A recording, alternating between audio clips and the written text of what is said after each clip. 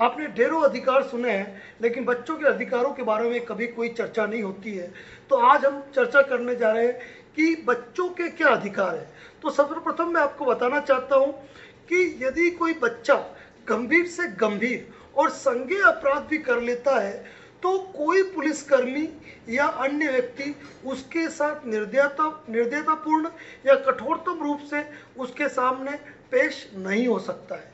यदि कोई बच्चा किसी प्रकार का अपराध कारित करता है तो इसका मतलब ये नहीं कि उसको भयंकर और कठोर सजा दी जाए और उसे जेल में डाल दिया जाए। यदि कोई बच्चा किसी प्रकार की घटना कारित करता है तो उसे जेल में नहीं रखा जाता है, बल्कि उसे बाल संप्रेषण गृह जिसे कि बाल सुधार गृह कहा जाता है, वहां रखा जाता है। और गंभीर से गंभीर मामलों में भी बच्चों को 3 साल से अधिक तक की सजा नहीं होती है। और बच्चों के मामले में जब कोई अपराध कारित होता है तो बच्चों की पहचान जो होती है उनको कभी भी सार्वजनिक नहीं किया जाता है और उस बच्चों को पूर्ण सुरक्षा दी जाती है कि कोई उनके साथ और दुर्व्यवहार कारित नहीं करे।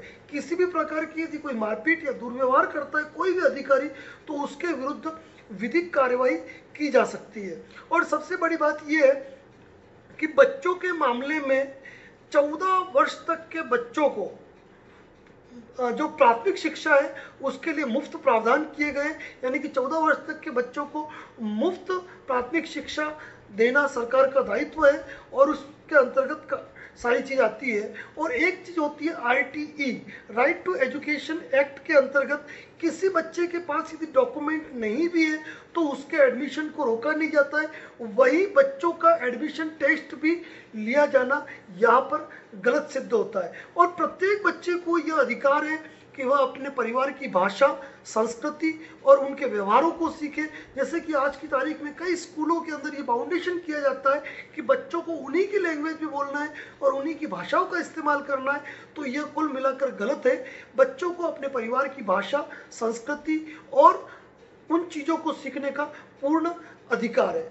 और यदि लगता है कहीं पर भी बच्चों के साथ किसी प्रकार का अपराध घटित हो रहा है या उनके अधिकारों का हनन हो रहा है तो उस संदर्भ में राष्ट्रीय बाल आयोग को शिकायत की जा सकती है। साथ ही जिस विभाग द्वारा या जिस विभाग के अधिकारी द्वारा इस प्रकार की हरकत की जा रही है तो वहां पर उसके सीनियर अथॉरिटी को भी इसकी कंप्लेंट की जा सकती है। तो ये बच्चों से जुड़े कुछ महत्वपूर्ण कानूनी अधिकार है जो प्रत्येक व्यक्ति को मालूम होने चाहिए। साथ ही इस चैनल पर नए हैं तो इस चैनल को सब्सक्राइब जरूर करें, क्योंकि इसी प्रकार की लीगल अपडेट आपको इस चैनल के माध्यम से दी जाती रहेगी। जय हिंद, जय भारत, जय राजस्थान।